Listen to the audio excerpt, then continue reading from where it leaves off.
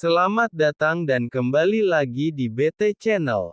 Proyek Kereta Cepat Jakarta-Bandung (KJCB) hingga saat ini belum usai, justru menambah masalah dengan permintaan pihak China untuk menjadikan anggaran pendapatan dan belanja negara (APBN) sebagai jaminan.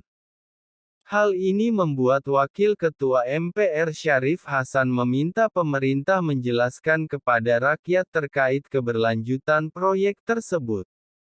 Menurut Syarif, proyek ini sejak awal memang begitu banyak kontroversial dan menyita perhatian banyak kalangan, baik dari sisi perencanaan yang tidak matang, penunjukan kontraktor, rencana anggaran dan pembengkakan biaya di luar batas toleransi, bahkan sumber dan tingkat suku bunga hingga molornya penyelesaian.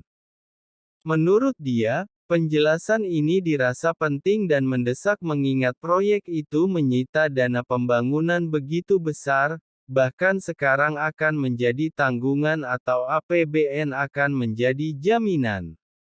Demi untuk transparansi dan akuntabilitas, maka proyek kereta api cepat ini perlu diaudit karena berpotensi merugikan negara dan melanggar konstitusi.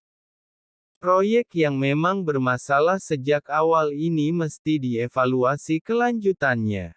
Jaminan APBN dan tingginya suku bunga pinjaman hanya akan menjerumuskan Indonesia pada jebakan utang yang semakin memberatkan, ujar politisi senior Partai Demokrat ini. Syarif mengingatkan, di tengah keterbatasan keuangan negara, pemerintah harus mampu mengalokasikan semua sumber daya seadil dan seefisien mungkin. Jangan terjebak pada proyek mercusuar, tetapi rakyat tetap miskin dan kesulitan memenuhi kebutuhan pokoknya. Tujuan minimal pembangunan adalah ketercukupan kebutuhan mendasar rakyat. Jangan sampai ada proyek gagah-gagahan namun menjadi beban fiskal, beban rakyat, dan apalagi beban ini justru berkelanjutan bagi generasi mendatang. Jika beban jauh lebih tinggi dari manfaat pembangunan, maka pemerintah telah melakukan kesalahan pembangunan yang nyata. APBN tidak boleh menjadi jaminan tambalan pembiayaan bagi proyek yang kontroversial ini. Masih banyak prioritas pembangunan lain yang membutuhkan alokasi fiskal. Apalagi dengan fiskal yang terbatas, melebarnya defisit, proyek kereta cepat ini hanya akan membuat keuangan negara semakin parah, ujarnya. Di sisi lain, kata dia, pihak China menginginkan jaminan APBN Indonesia karena mereka sadar bahwa proyek tersebut tidak feasibility. Menurutnya, evaluasi kelayakan proyek adalah hal yang lumrah, apalagi jika pelaksanaan proyek tersebut tidak sesuai, atau meleset jauh dari yang direncanakan. Bagi Indonesia yang daya dukung APBN-nya terbatas, faktor penganggaran ini menjadi sangatlah krusial.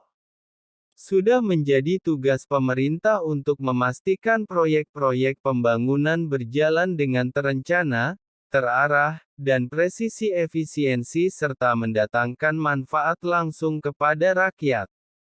Perencanaan ini harus berpijak pada skala prioritas dan efisiensi pembiayaan. Hal yang sama juga untuk pelaksanaannya mesti selaras dengan apa yang telah direncanakan.